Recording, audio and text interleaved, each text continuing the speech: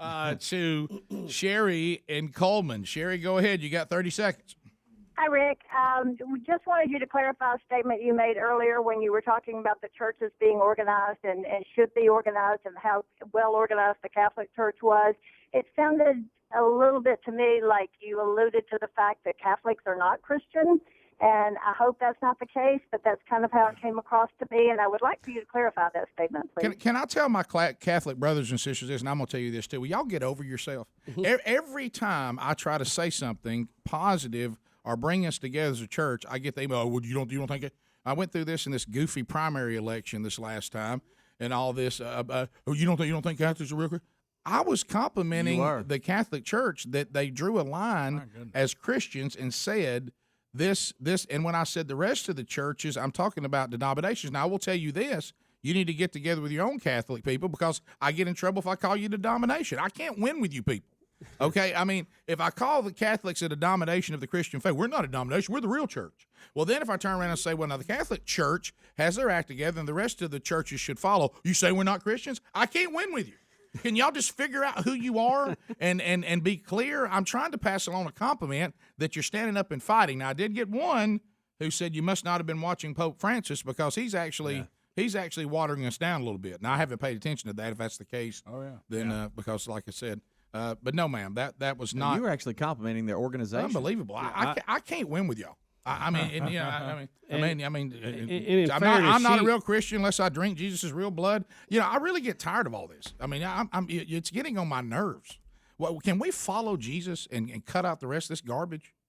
But anyway. Yeah, we get a lot of emails anytime. Well, I can't win. I can't win. And I took it as being positive, and I hope. I thought that was pretty obvious that I was being positive. Yeah, I took it as you were talking in denominational measures. Yeah, I wish y'all get hypersensitive about the fact we got people going to hell and quit and get over yourself a little bit.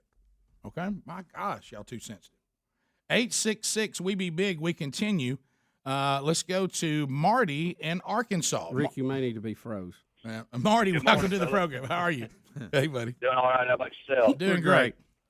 Hey, I just wanted to know if you guys heard anything about that preacher that admitted to his congregation that he had done drugs while being pastor of the church and is now refusing to step down from the church. Well, we did more than that. Yes, he did. Yes, he did. That was just the tip of the iceberg. This is out of the Montgomery, Alabama area. I think it's Shiloh something church. But anyway, there's a pastor, and it's one of the more bizarre stories. Now, it shouldn't surprise us since there's no longer any church discipline, that the pastor is just going to stand there and say, I'm going to admit all things I've been doing, and I ain't leaving.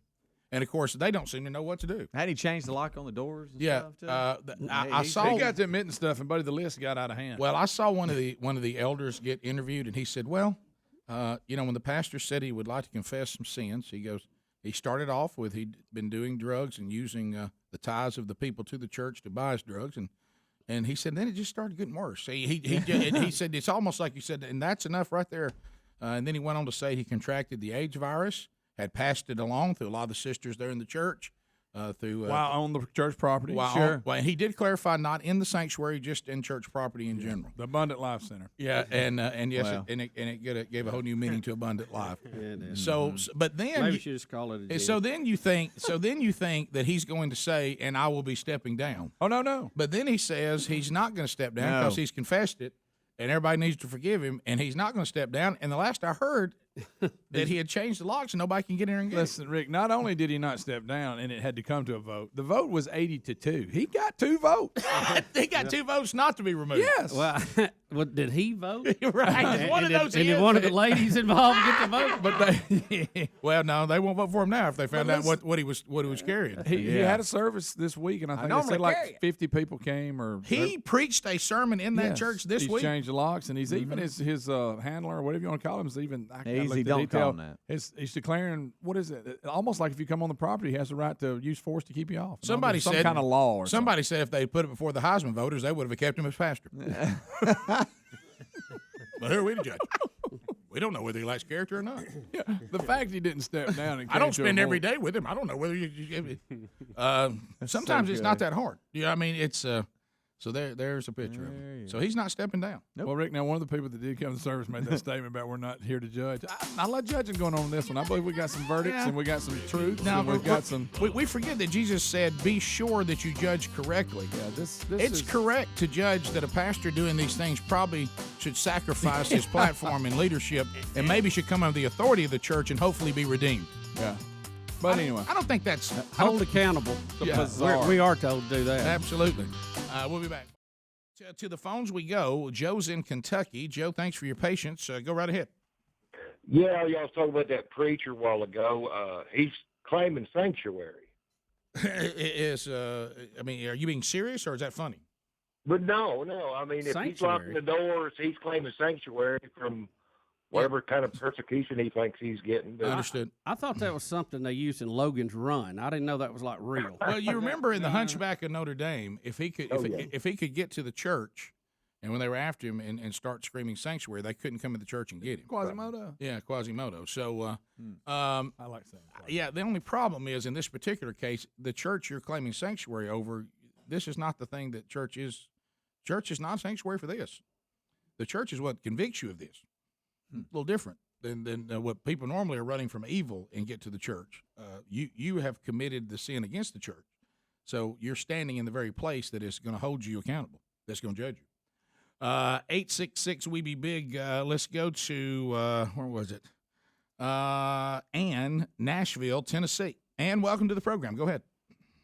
Good morning. Hey, Ann. Hey, yes, I would like to say I'm just very disturbed over the Ebola thing. And the thing is, it's like the government can't figure it out. We're still letting planes fly in from Africa, and that's a potential danger to me. And we're over there building these containment centers for the people over there who are sick. I think we need to build one outside of every major airport.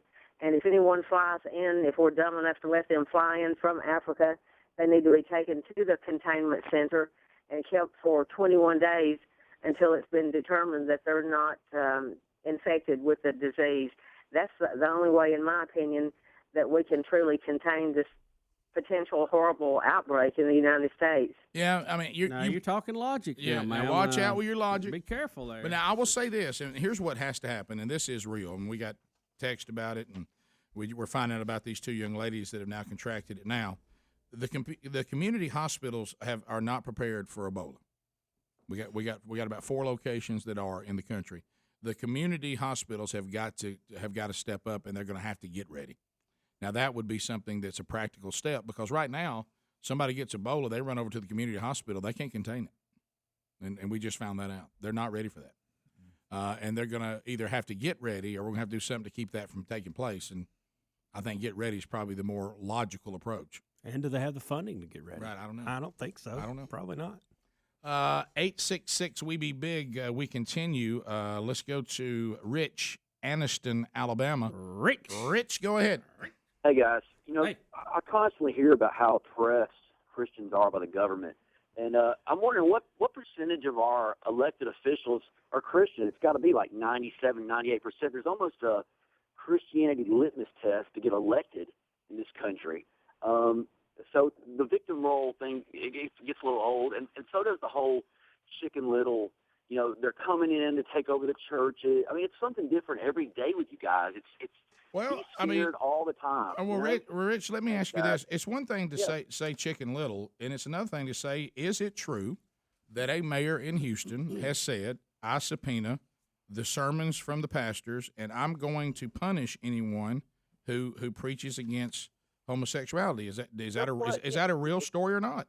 Well, listen, is that the norm, or is that an anomaly? Is that some nut job? Well, let me ask you this. Or is this the new norm? And by the way, I heard you earlier say, let's stick with what Jesus said and throw the rest out. Christ never mentioned homosexuality once, not once. Paul did. No. There's a bunch of stuff in Leviticus that nobody follows. Well, let me take you. Undoubtedly, you don't understand the Trinity, first of all, because the Trinity it's a triune God, and if you go back to the very beginning when God said that it is not good that man is alone, and He searched the garden and could not find the appropriate partner for man, so he made woman. So you're saying it's somewhere along the way. Are you saying somewhere? No. Listen, Rich. Are you saying along the way that when God came to earth as a man and took on human flesh to be the ultimate sacrifice for all sin, that he changed his mind? There's a whole lot of things in Leviticus. Did he change his mind, Rich? We're not talking about We're not talking about Levitical law, Rich. When did God document in the Word of God, hey, you know what I said back in Genesis? I changed my mind. Well, let me answer your question. Rich, did God, where did God change? And so Paul's not inspired by the Holy Spirit when he's writing to Rome in Romans chapter 1. That's just something he made up? Right. Or in Corinthians when he talked about it? 400 times about poverty, never once mentioned homosexuality, but it's going to unravel civilization. He just forgot to mention it. All right, when all kinds of things. Rich, when did God homosexuality one time? Well, actually, he just did on the one you mentioned, honor your parents. Yeah, he did, and don't look at this. What about when Jesus is speaking about divorce, and he's talking about a biblical divorce and a non-biblical divorce? He's talking about husbands and wives, and he's never talking about anything but traditional marriage. He never mentions the other because it is not acknowledged. So when you go into the Old Testament and they had multiple wives, was that traditional marriage? It was actually a sin. They were told in Deuteronomy, do not have multiple wives. They were in sin. So all of those people from the Old Testament, all those ones who we follow their advice about what God was saying to us, who had multiple wives. Did you see what multiple wives did to their lives? It didn't work out a lot. It destroyed their lives. Hey, Rich, I'm sorry. I know you want to there be no standard, and we're not. Look, to say the Bible does not speak against homosexuality and that God and Christ and then the Trinity doesn't, that's just not right, Rich. I'm sorry. What's not right is Jesus Christ never mentioned it. It's not in the New Testament. If you'll quote me the verse, and I'm not talking about some kind of loose translation. I'm talking about... What was loose about what I just said? What I just said is so simple a child can understand it, and you are just honestly not smart enough to grasp it. You're trying to make up a version of the Bible that you're more comfortable with, and you're not unique to that, and that's all right. Intelligence, we be big. Talk to me about how not smart. We be big. Yeah, come on, we be big. Tell me again. I don't. I think you're showing a lack of intelligence right now. I do. And I disagree with you. Have you ever been to a hardware store? Yes, I've been to a hardware store. Okay, let's say that you don't even care about the biblical standard. Have you ever seen a man and a woman's body? Yeah. They appear that they fit together like a puzzle. Have you ever seen two men and two women? It doesn't make any sense. Why would people? Are you attracted? Do you have to fight the urge to be with men? Is that something that you have to repress? Is that some kind of urge that you have to repress? No, I don't. I know that some men do though, and I know some women do. Wait. So when you're in a crowd full of people and there's a beautiful woman and you notice her, is that a conscious or a subconscious decision to notice that beautiful woman? I'm just saying that God. Well, I'm asking you a question. Well, we're in a fallen creation. It is natural. It is natural for a man to notice that. Yes. When you see something. Go with his argument. Yes. Go with it. Yes, I am. I mean, it is natural for me to notice that. Okay, and you didn't decide when you were 11. I think I'm going to be attracted to that. It's wired in you. But Rich, here's the problem. Here's the problem. $50 on the table and said, make yourself feel about a man the way you do about a woman that you're very attracted to. Rich, listen to the rest of it. Okay, go ahead. Rich, here's the thing. As a man, I am attracted to women. Okay, and if I did not have a standard, I could go out and be with a lot of women, but I have a standard, so I do not. And I have one person that I have chosen to be with. You could not make yourself be attracted to a man. You could not make yourself feel Rich, about a man the way you do about a woman that you're attracted to. Rich, listen to what I'm saying. I'm hearing what you're saying. Yeah, and I'm agreeing with what you're saying, but you're not hearing the next step in it. Just because you feel it, don't make it right. Yeah, we're called to a standard, and it can't just be. Like we are. No. So let me make sure I understand you. So my challenges in life are, I don't have to, I shouldn't lie. I should be honorable to my parents. Those are the ones that will real trouble me. a gay person, their choice in life is live alone, repress your feelings, never have a real relationship, don't be honest about who you are. Nobody said that. Fake it. No, let me tell you, Rich. Can I tell you what the Bible calls us to? Because here's where and Bubba tried to explain it to you. Because, Rich, do you and think that you missed it again? There's men that don't struggle with the fact they're attracted to multiple women? Adultery, fornication, to steal, to lie, just as you mentioned. Sin was around a long time before this became an issue. Gossip, but the point is, you don't justify it. You acknowledge that it's wrong, and you try to get over where you need to be, not just go, well, I feel it, so it must be right. Hey, Rich, there's people who feel they should kill everybody they come in contact with. We have them in society. You know, they're psychopaths. We've had a long history of. Should we just go, well, if you feel it, go ahead and do it?